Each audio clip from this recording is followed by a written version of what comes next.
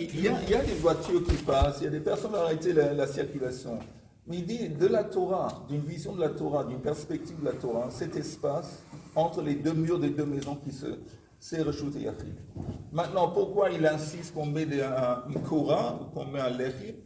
Pour un rappel aux gens qui transporteraient à l'intérieur, pour leur dire, comme ça ressemble à Reshut Rabin, dans le sens qu'il y a beaucoup de va-et-vient, je veux te rappeler que non, tu es dans un Reshut Yachid, le moment que tu vas à l'extérieur, c'est Reshut Rabin.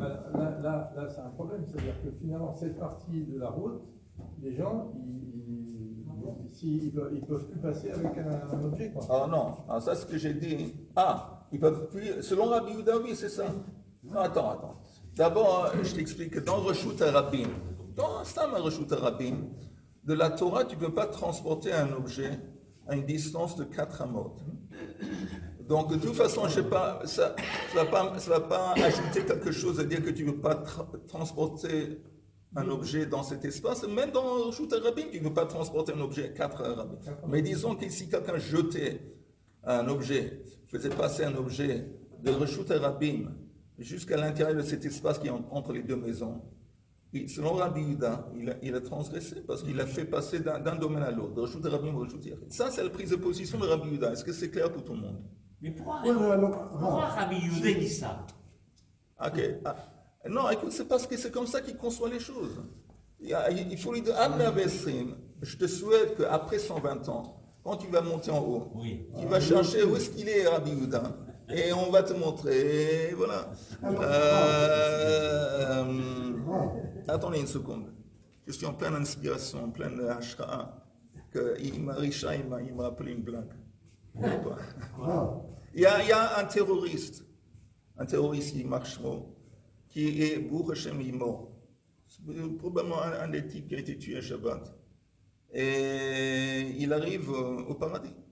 Donc il dit tout ça, il arrive, c'est comme une grande Tachana Merkazit, un grand immeuble, beaucoup de gens. Il rentre, il dit, je veux rencontrer, où se trouve Mohammed.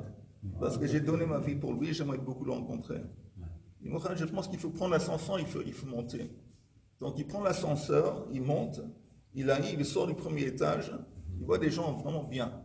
Des gens, on voit que c'est des gens bien éduqués, des gens de classe. Il dit, il y a Mohammed ici, et je m'habille, je dis, monte. Il monte, et il prend le prochain étage en haut, beaucoup moins de gens, pas beaucoup de gens. Mais là, on voit que c'est tous des sadikim. On voit que c'est tous ces gens vraiment, des gens saints.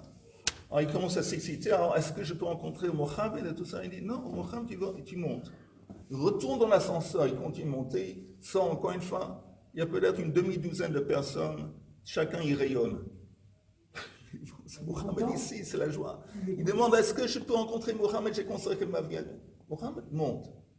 Là, il est dans tous ses états, il est dans un état d'extase, encore plus haut. Il arrive en haut, et tout en haut. Et il y a une chose, il y a un truc, une porte, il tape à la porte, il ouvre, il entend quelqu'un rentrer. Et il voit quelqu'un qui est assis derrière un bureau, avec une grande barbe, qui a l'air très impressionnant. Il dit, vous êtes Mohammed? Non, je m'appelle Moshe Rabbeinu. Et il dit, on m'a dit que Mohammed ici, toute ma vie, j'ai consacré pour le rencontrer. Et pour lui, j'aimerais le rencontrer. Il dit, oh, pas de problème. Alors d'abord, est-ce que tu veux un café? Il dit, ok. Il dit, Mohammed apporte 2 cafés. Ok. Je ne sais pas le lien entre ce que j'ai dit auparavant et ça. Je laisse Il y a 2 cafés. Pour le propriétaire des 2 villas, lui, c'est...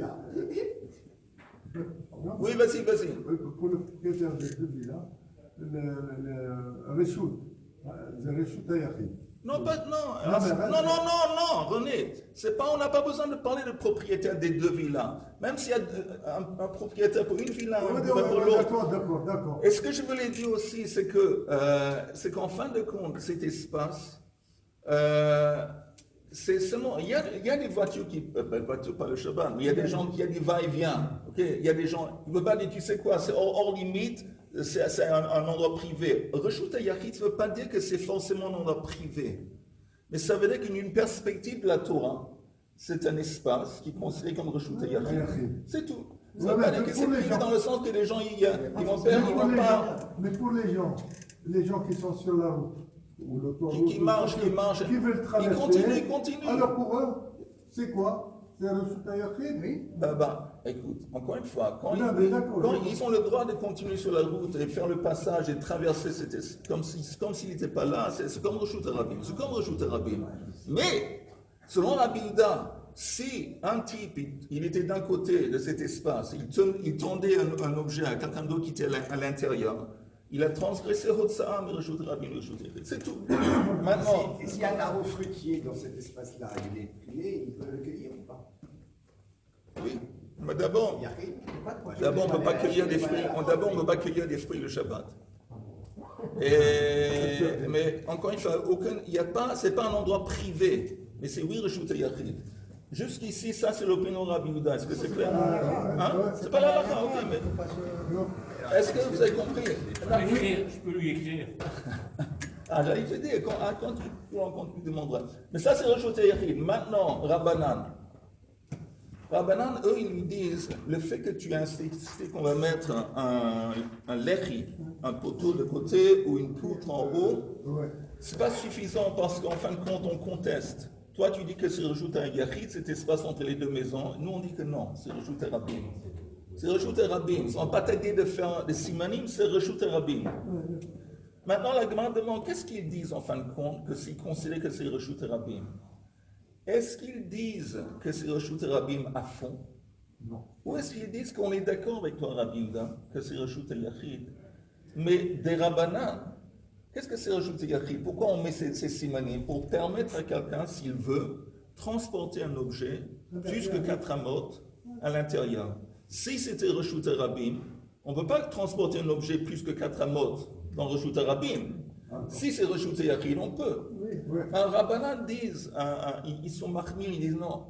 Même si tu fais tes signes, néanmoins cet espace entre les deux maisons, c'est considéré comme Reshut Rabim vis-à-vis du fait que c'est interdit, toujours interdit de transporter. On t'interdit de transporter un objet à l'intérieur. C'est trop dangereux, on t'interdit. Mais, au niveau de la vérité, à la base, on est d'accord avec toi que c'est Reshut Yachid. On est mahmir. Mais on est d'accord que c'est Reshut Yachid dans le sens que si quelqu'un jetait un objet de l'extérieur jusqu'à l'intérieur, on aurait pu penser que Rabbanan réfléchit de cette façon. C'est pour ça que dans la Braïta, où on avait une définition de Reshut Yachid, on avait dit ça, c'est Reshut Yachid, et pas ce que vous pensez que Rabbanan ne pense pas, ne sont pas d'accord avec Rabbi Yehuda, et ça, c'est pas Reshut Yachid du tout. C'est pour ça qu'on dit ici dans la Braïta, ça c'est Reshut Yachid pour exclure la possibilité de penser que Rabbanan, dans ce cas, il serait d'accord. Non, Rabbanan ne sont pas d'accord à fond. Ce n'est pas une chouma des Rabbanan qui disent non. Ils disent c'est pas Reshut Yachid du tout. C'est quoi? C'est un mec comme Batour? Non, c'est un Reshut Rabim. C'est un Reshut Rabim à fond. Ok. Les 2 points. Amar. Zuhi Reshut Rabim. Maintenant, on a retrouvé dans la Braïta la même expression dans le contexte de Reshut Rabim. La Braïta nous décrit qu'est-ce que c'est Reshut Rabim. Et ça, c'est Reshut Rabim. Alors encore une fois, tu me dis ça, apparemment ça vient exclure quelque chose qui n'est pas Reshut Rabim. Alors quoi? Alors la Gemara dit Zohi Reshut Rabim, le Ma'ut Eimai. Le Ma'ut Eidach de Rabbi Yehuda. Ça vient exclure un autre enseignement de Rabbi Yehuda. D'Etnan, comme c'est enseigné dans la Mishnah, Rabbi Yehuda Omer. Maintenant, vous entendez, juste avant de continuer, le terme qui m'échappe, je vais juste voir le terme.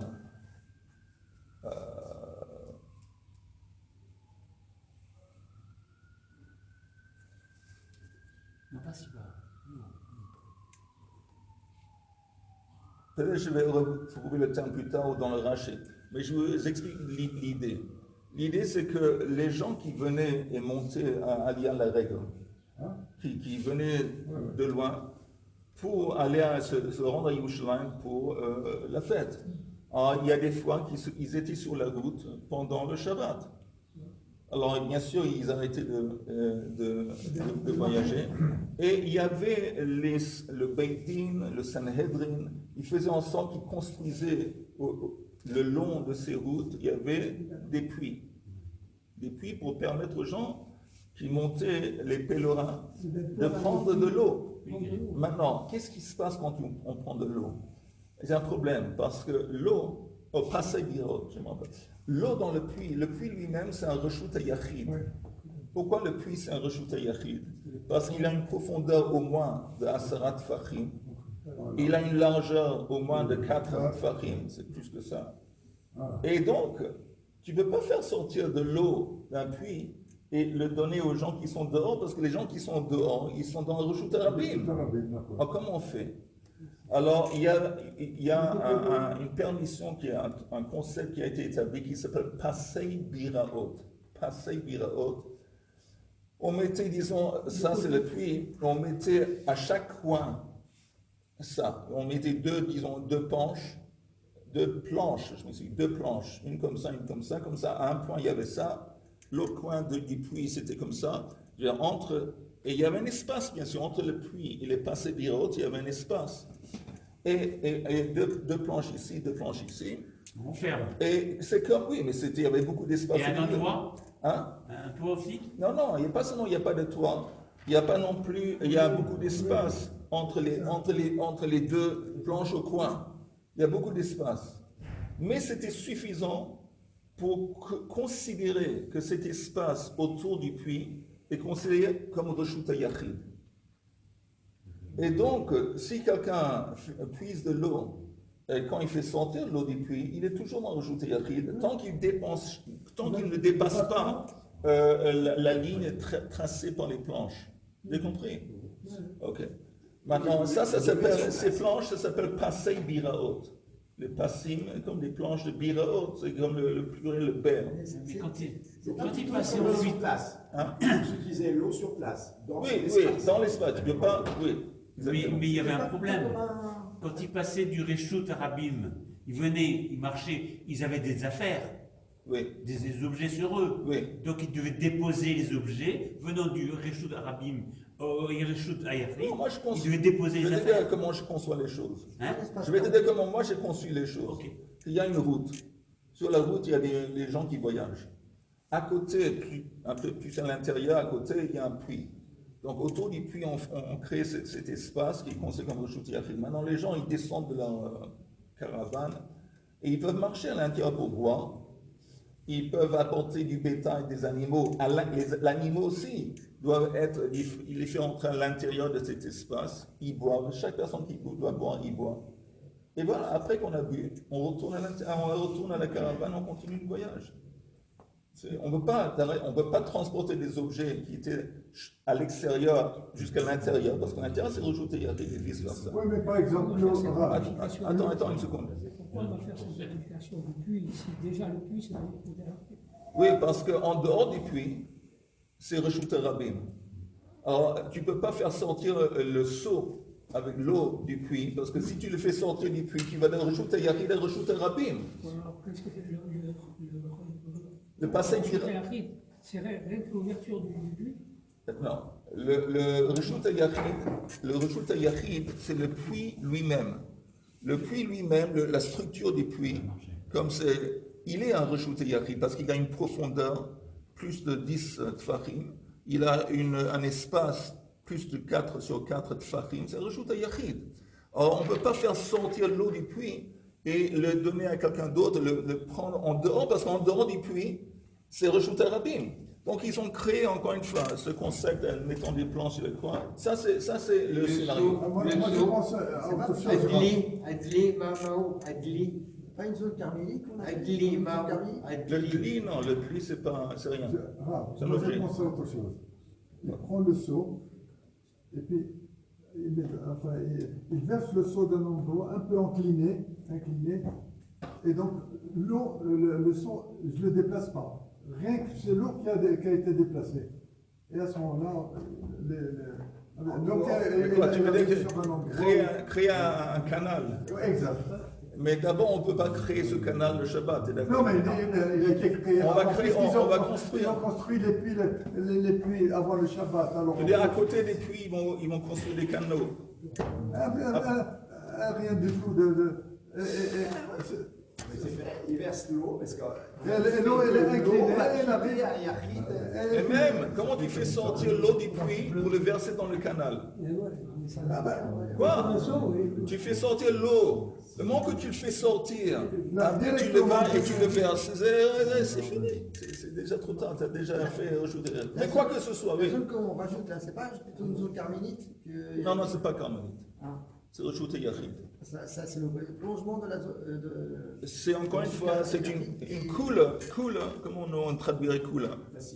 Une facilité que les sages ont établie pour créer cette espèce de reshut yachid qui vont permettre aux gens de boire. Maintenant, ça c'est le background, ça c'est le scénario. Alors maintenant, on va voir la C'est quelqu'un qui descend lui-même dans le puits et non, qui il boit peut. de l'eau. Ah, ça, il n'y a pas de problème. Il n'y a pas de problème du tout. Amar, Zohi reshut rabim le maout eimain. Le maout eidat Rabbi Yehuda d'Etznan. Rabbi Yehuda Omer, im haïta derech reshut rabim mafsakatan. S'il y avait un chemin du rabbin qui rentrait à travers cet espace qu'on avait construit autour du puits. Ils ont construit un espace, mais il y a tout de même un chemin qui est utilisé par les rabbins qui traverse au milieu de cet espace. Alors qu'est-ce qu'il dit Rabbi Yehuda?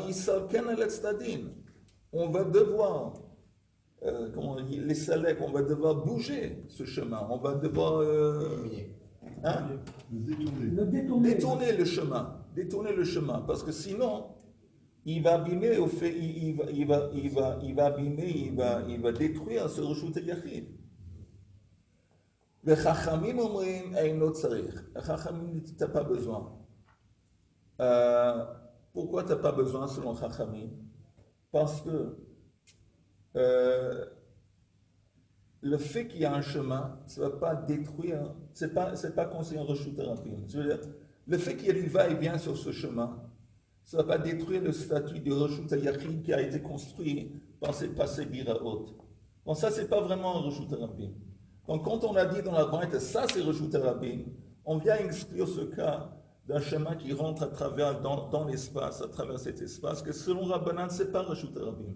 Même s'il y a du va-et-vient, des gens qui vont sur ce chemin et qui rentrent à l'intérieur, c'est néanmoins, c'est comme à la maison. S'il y avait, j'ai deux portes dans la maison. Il y a des gens qui rentrent par une porte, ils sortent, ils rentrent à l'entrée, ils traversent mon salon, ils sortent de l'autre entrée. Le fait qu'il y va et vient ça embête, mais ça ne veut pas dire que ma maison c'est reshut rabim. La même chose il dit ici Rabbanan, le fait que c'est pas important. Une fois qu'on a créé ce reshut yachid, ça reste. Et le chemin de reshut rabim, c'est pas reshut rabim. Donc quand on a dit là-bas, ça c'est reshut rabim, ça vient exclure ce chemin ici qui rentre. Ça c'est pas reshut rabim. C'est quoi la différence avec le cas précédent? Avec le cas précédent. Avec les deux maisons qui bordent.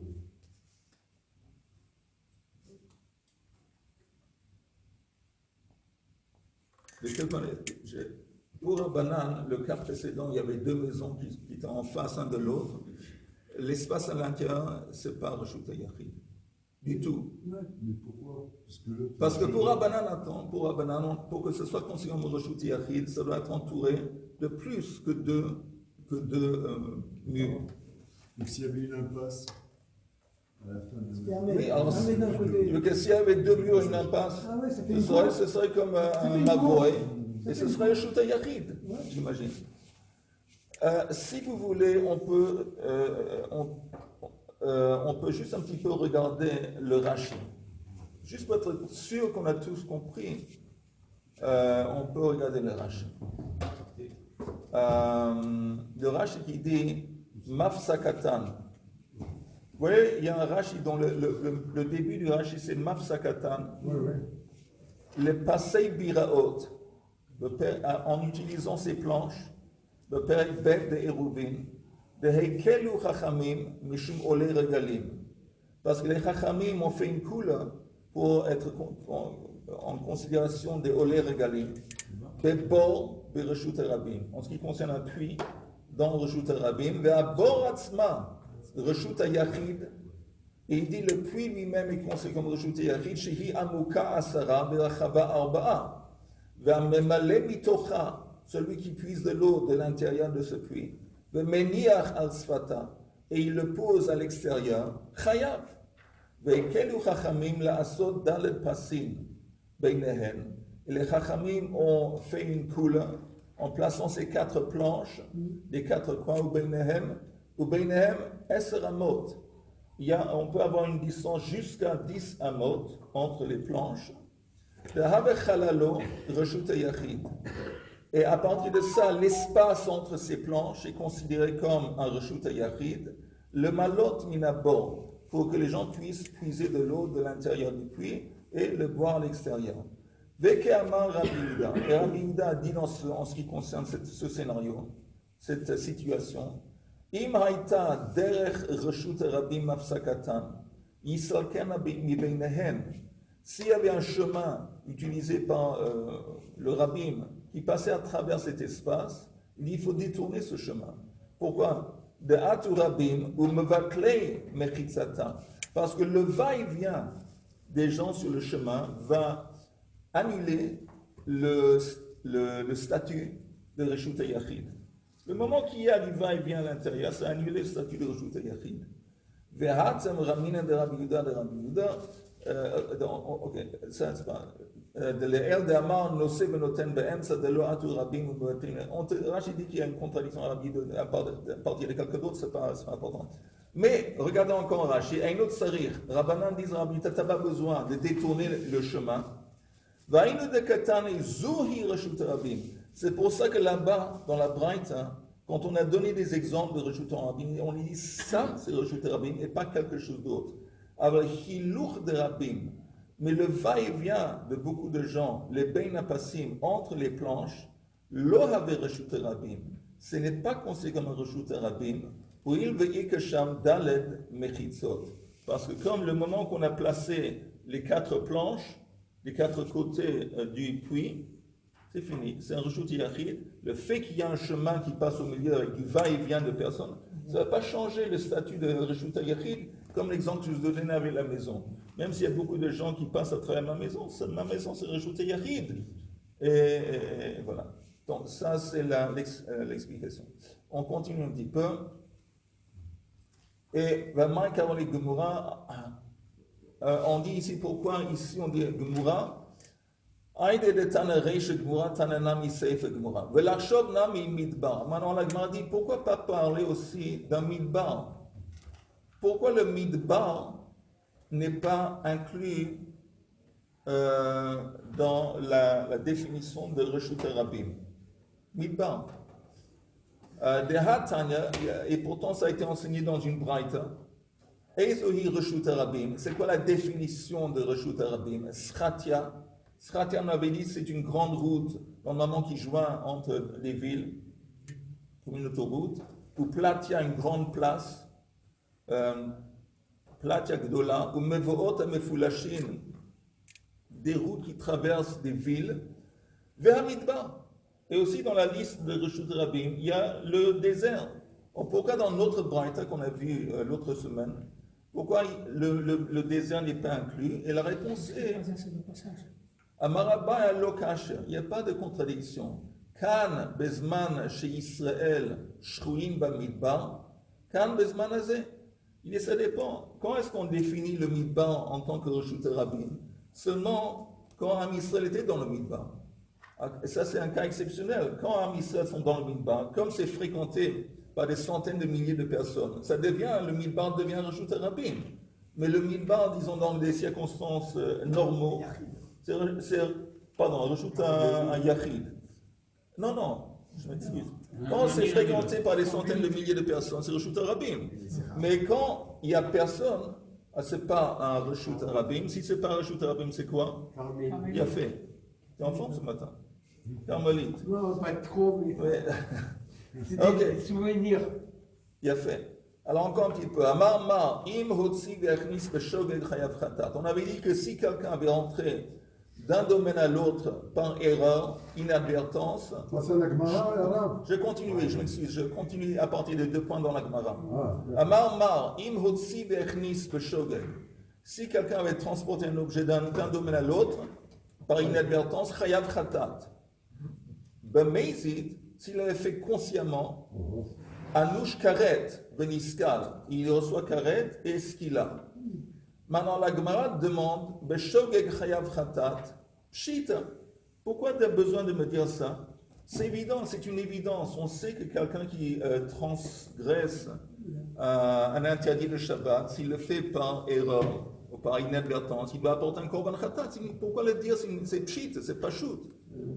Et la Gemara dit on t'apporte ça parce que tu as raison, ça c'est pas shoot. On t'apporte ça pour te dire que s'il a fait consciemment, il reçoit karet et ce qu'il a. Et la Gemara répond ha nami pshita. Mais ça aussi, c'est pas shoot. Nous on sait que quelqu'un qui transgresse le Shabbat, il fait une melacha consciemment, il reçoit un karet de ce qu'il a. Ça aussi, c'est pas shoot. Hakamashmalan, ça vient nous enseigner que des Rav, selon l'enseignement comme Rav, des Mar Rav. Matsati Megillat Starim, j'ai trouvé une Megillah cachée. Maintenant, quand on dit caché, caché, ça veut dire, ça a été mis de côté parce qu'en dépit du fait que c'est la vérité, on ne sait pas un enseignement qu'on enseigne en public. Pour une raison, peut-être ça peut apporter engendrer des erreurs. Mais Megillat Starim, Bei Rabbi Chia, dans la yeshiva de Rabbi Chia, Vekatuba, c'est écrit là-bas comme ça. Ici, Ben Yehuda Omer, Avot Melachot, les actions de base qui sont interdites le Shabbat, Arbaim Chaser Achat, consiste de 39. Il y a 39 Avot Melacha. Veino Chayav El Achat. En fin de compte, il est seulement coupable et obligé d'apporter une. C'est une transgression. Il y a 39 actions ou actes interdits, mais ça revient à une transgression. La Gemara interroge, Ini, vraiment, comment tu peux dire ça? Et pourtant s'enseigner dans la Mishnah. Avot melachot arbaim chaseh achat. Les actes interdits du Shabbat, c'est 39. On a demandé minyan lamali. Pourquoi est-ce que dans cette Mishnah, pourquoi est-ce qu'on a besoin de dire 39?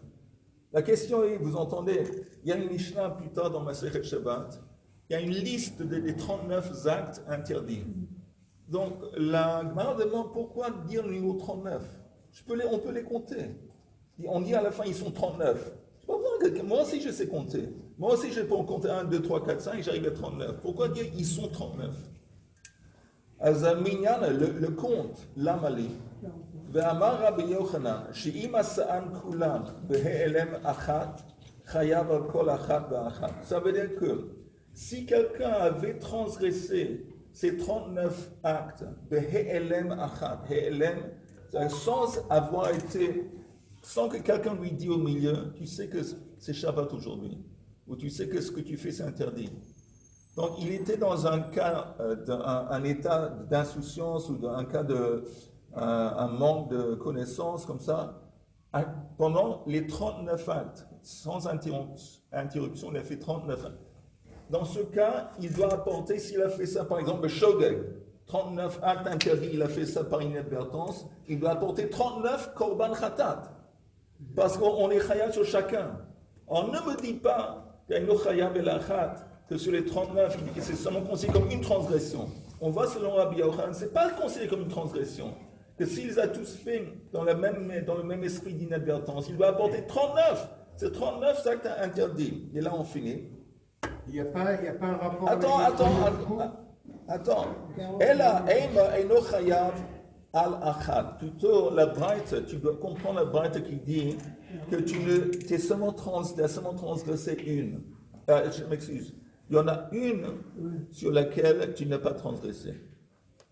Parmi les 39, il y en a une sur laquelle tu ne dois pas porter un korban khatam. Il y a une exception à la règle. Non, on te dit qu'il y en a 39. il y a quelqu'un qui dit que parmi les 39, il y en a une vis-à-vis duquel tu n'as pas besoin d'apporter un korban khatat. Et donc, quand on dit ici que si quelqu'un a fait rentrer et sortir un objet d'un domaine à l'autre, il est chayav khatat. Alors il dit, ça vient nous dire dans les mots, que faire entrer et sortir un objet, ça fait partie de la liste des actes vis-à-vis duquel on n'a pas de doute qu'il est responsable. Oui, c'est vrai que parmi les 39, il y a apparemment un acte vis-à-vis duquel on ne doit pas apporter un korban khatat si c'est fait ou mise de mort si c'est fait de meizid. Mais ça ne fait pas partie, hotsa'a ve'achnasa, ça ne fait pas partie de ça, c'est pas celui-là. C'est pour ça qu'on le dit. C'est vrai que c'est pshit, que si tu transgresses beshog avec ses khatat, et si tu fais meizid zeskila, et c'est carré, tout ça c'est pshit. Mais comme il y a un enseignement de Yossi ben Yehuda qui dit qu'il y a un acte, le Shabbat, que si on le fait, on ne reçoit pas ni l'obligation d'un khatat, et ni si on l'a fait de meizid zeskila, on vient te dire, c'est pas celui-là. C'est pas celui-là. Poser la question. Lequel? Si vous allez venir demain, peut-être que vous allez l'entendre.